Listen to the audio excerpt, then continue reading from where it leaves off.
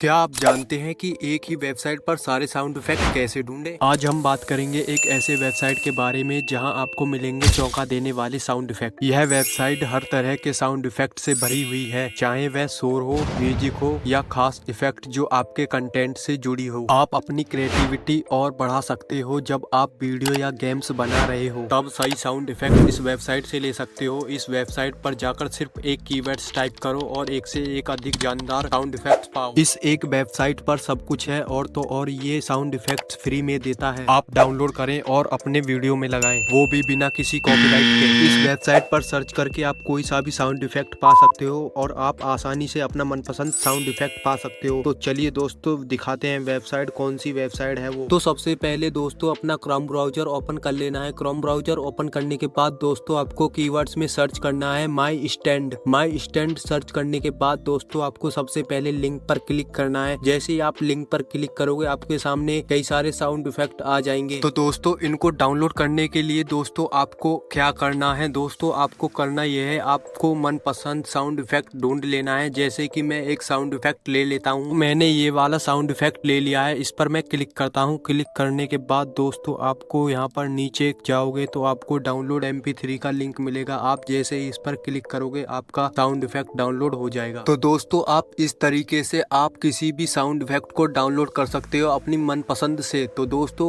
Video अच्छा लगा हो तो वीडियो को लाइक करें, चैनल पर पहली बार आए तो चैनल को सब्सक्राइब करें। आपको इस चैनल पर ऐसे ही टिप्स एंड ट्रिक्स वीडियो मिलते रहेंगे। तो मिलते हैं दोस्तों अगली नेक्स्ट वीडियो में।